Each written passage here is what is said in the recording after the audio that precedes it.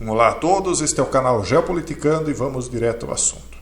Será que os continentes ou as nações em si serão mais uma vez divididas? Será que em algum momento elas deixaram de estar divididas desde o fim da Segunda G Mundial, quando então se instalou uma G fria? Será que os países que estavam pro lado de lá do Ocidente, né, Rússia, China e outros países comunistas, em algum momento realmente aceitaram a hegemonia dos Estados Unidos como um país que vinha então implantando o seu sistema único, né, de ser e de viver no mundo? Será que em algum momento eles realmente pensaram em se submeter ou estavam apenas aguardando o momento correto para reeditar isso que nós estamos apenas começando a perceber, né, com mais intensidade? Nós não perceber, né, no sentido de que nós já não sabíamos que isso viria, tanto é que aqui nesse canal e no anterior nós falamos isso há anos, né, quem nos acompanha sabe, mas eu digo agora perceber concretamente, vendo isso que nós anunciávamos, né, se concretizar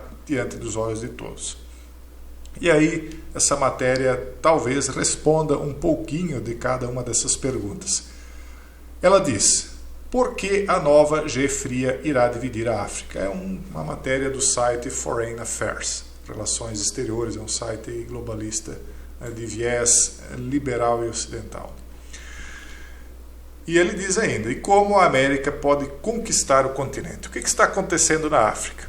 Vocês estão vendo, talvez, espero que sim, que estejam por dentro, de que os países africanos, muitos deles, têm agora se revoltado, criado revoluções e derrubado governos, especialmente países que estão conectados com a França.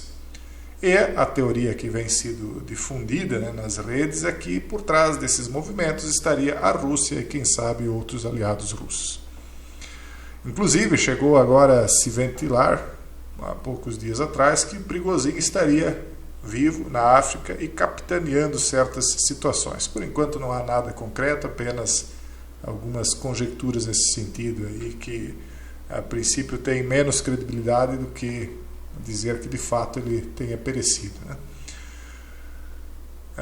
A matéria começa dizendo o seguinte: não é mais discutível, escreveram os estudiosos Hal Brands e John Lewis Geddes em Foreign Affairs em outubro de 2021, que os Estados Unidos e a China estão entrando em sua própria nova G fria.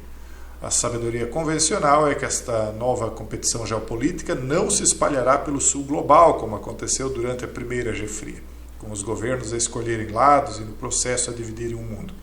Não acreditamos, disse o presidente do Uganda, Yoweri Museveni, ao ministro dos Negócios Estrangeiros russo, Sergei Lavrov, em julho de 22, em sermos inimigo do inimigo de alguém.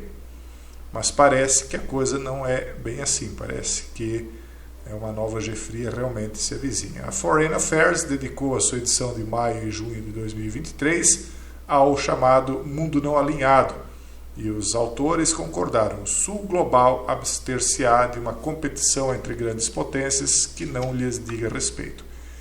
Eu não digo que vai se abster totalmente, o que eu digo é que o sul global ele está com um pé lá e outro cá, e nós podemos citar como exemplo os próprios mandatários aqui, né, desse país, porque o ex-mandatário achava que teria apoio de um lado e tomou o choque daquele lado, recebendo uma certa maior receptividade do outro, enquanto o mandatário atual está mais alinhado com o lado que foi justamente aquele que lhe deu choque anteriormente, né? Ele colocou onde ele ficou aí por um bom tempo, né? Se é que vocês me entendem. Então, parece que, né, o brasileiro e o mundo, de uma certa maneira, aprendeu que se ele se alinha muito explicitamente por um lado ou por outro, ele acaba sempre perdendo, porque aquele lado nunca corresponde com fidelidade àquilo que foi uma aliança naquele momento. Então, eu acho que o mundo, assim como o Brasil, aprendeu a ficar com o pé lá e outro cá, o que não significa que, no fundo, não esteja dividido e cada um torcendo um pouquinho mais para um lado do que para o outro. A sabedoria convencional, dizem ele aqui na matéria, né, está errada, pelo menos quando se trata da África. Os ditadores africanos escolherão Pequim e Moscou, porque esta parceria serve aos seus interesses internos. Já as democracias da África, segundo eles, serão dilaceradas. Alguns líderes aliar-se-ão a Pequim e a Moscou na esperança de solidificar o seu poder. Outros ultrapassarão a divisão, procurando ajuda, alívio da dívida e investimento tanto dos Estados Unidos como dos seus adversários. Enquanto o mundo pós-Guerra Fria testemunhou uma expansão histórica da democracia que catalisou uma descolagem econômica, a Segunda Guerra Fria assistirá a um retrocesso democrático.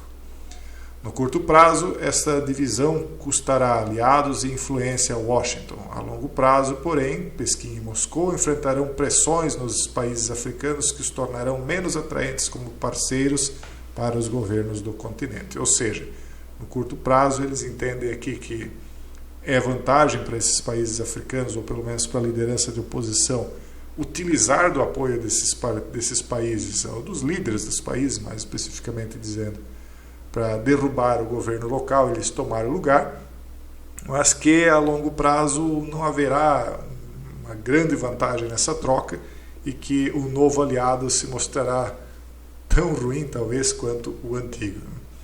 Então ele continua dizendo: o principal desafio da política externa de Washington é manter um eleitorado para a sua liderança global até que isso aconteça. Ou seja, ir se mantendo firme até que os novos aliados de Rússia e China percebam que não houve lá tanta vantagem assim nessas alianças. Então se mantenha firme até que o inimigo caia, mais ou menos essa é a ideia que está sendo dita aqui na matéria. Tal feito exige apoiar as democracias da África, ajudar os cidadãos nas autocracias a criar mudanças, equipar as instituições multilaterais para gerir crises e construir uma ordem internacional que reconheça a importância da África, o continente que em breve será o lar de 1/4 da população mundial. Porque, para quem não sabe, a África é de fato o único continente que não está ou estagnado, né, ou com baixíssimo crescimento, ou até em retrocesso populacional. A África continua crescendo e crescendo em números bastante grandes, até porque a África tem uma característica em grande parte de seu território de ter uma grande quantidade de água, de bons rios, de boa terra, algo até muito semelhante com o Brasil, né, mutatis mutandis, né, lógico, com as suas devidas adaptações, digamos assim, mas é um país, ou melhor, é um continente bastante rico, né? Então, os riscos, eles dizem que são profundos. Durante a Primeira Guerra Fria, os governos africanos colocaram Moscou e Washington uns contra os outros, trocando adesão a blocos rivais por finanças e equipamentos de ataque e defesa que foram utilizados para suprimir as exigências internas de democracia. Os padrões de vida no continente estagnaram, mas o colapso da União Soviética levou a mudanças reais na África. Os países ocidentais pressionaram os governos a respeitar as normas democráticas. Washington e os seus aliados convenceram muitos países africanos a realizar eleições regulares, o que estimulou uma maior mobilização da sociedade civil. Os países ocidentais também começaram a restringir a capacidade dos governos africanos de reprimir os seus cidadãos. Em 95, quase metade dos governos da África estavam perto de se tornarem democracias. Ao mesmo tempo, o continente assistiu a menos golpes de estados e guerras civis, que agora estão voltando.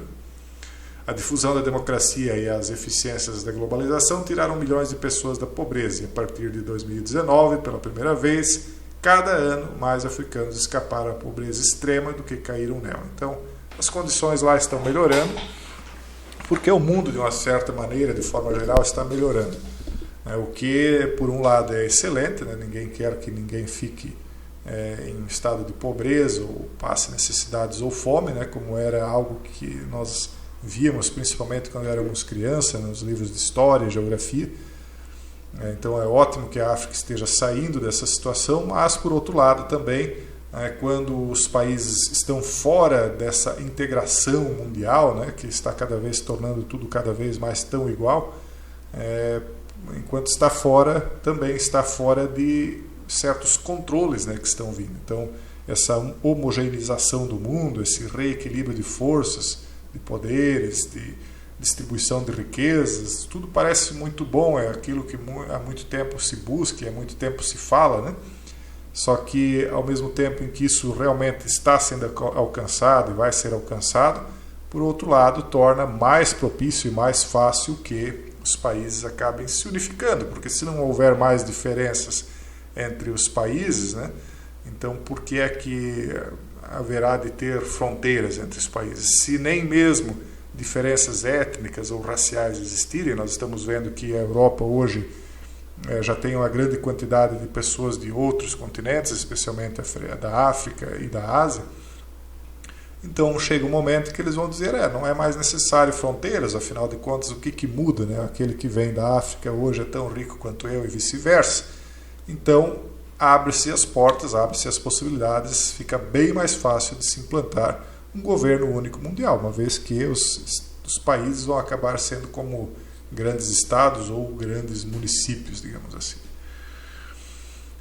Então a questão de saúde também envolve aí o desenvolvimento que a África teve e tudo mais, mas ao final de contas eles estão dizendo que hoje a África está sendo dividida assim como o mundo, né? Assim como o sistema financeiro começou a ser dividido quando a Rússia foi expulsa do sistema bancário SWIFT e agora está criando o seu próprio sistema. E eu digo que esta última grande disputa que está acontecendo no mundo, que pode levar inclusive a uma G quente, e aberta, por um lado vai servir para, embora pareça que para desunir, vai servir para unir ainda mais o mundo num pós-grande crise, após a grande crise que vier, que pode ser de novos flagelos, de problemas de saúde, de uma G que envolva o mundo inteiro, grandes crises econômicas, ou muito provavelmente tudo isso ao mesmo tempo, fará o mundo emergir lá do outro lado, muito mais disposto a se unificar, criar um governo único e depois